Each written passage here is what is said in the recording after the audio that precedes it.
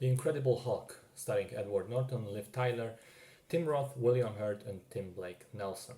Based on Marvel Comics, it is technically the second film in the Marvel Cinematic Universe, although it is often put aside, so to speak.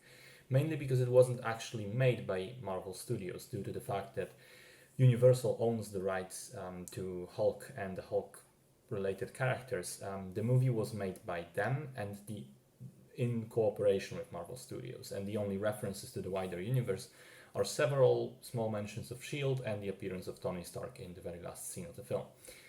It's also a little bit weird in terms of the way it approaches the story, and that has to do with the fact that just 3 years prior, a previous Hulk movie came out with the character's origins in it. Now, this version has a different cast and a slightly different backstory, which is why it's not exactly a sequel, but it's not a full reboot as well, because instead of doing another origin film just 3 years later, the studio decided to do something else. And so the story of how Bruce Banner becomes Hulk is quickly recapped over the opening credits. Long story short, science experiment gone wrong. When Banner gets angry, he turns into an unstoppable giant green beast called the Hulk. He's on the run from the government and the US Army. He's trying to find a cure. Meanwhile, the army is interested in weaponizing the Hulk, so they want to capture him.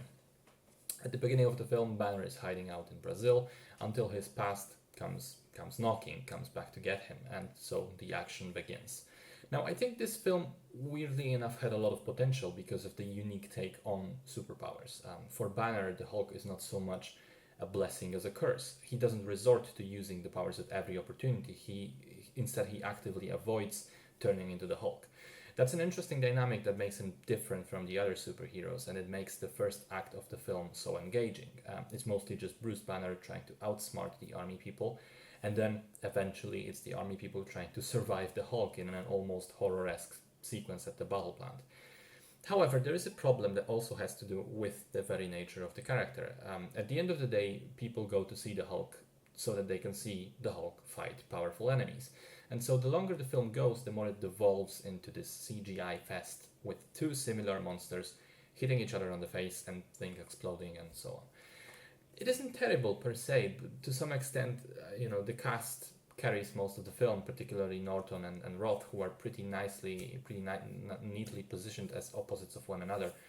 I think at the time of its release, I thought it was a rather decent film. But the thing is, time hasn't done it any favors. On the one hand, the CGI is aging rapidly with every year, and it simply doesn't look as good compared to modern movies. And on the other hand, the superhero genre itself has since evolved so much to give us more interesting stories and particularly culminations of those stories rather than just hero fights evil version of himself. Which is why now my outlook on The Incredible Hulk is less positive, it's more critical, and I describe the movie as average. If you're catching up with the MCU as a whole, do see it, as it gives you a lot of insight into who Banner and Hulk are as characters, as they become quite significant later on. But to see it just for the sake of seeing this individual film, there are better ways to spend an afternoon.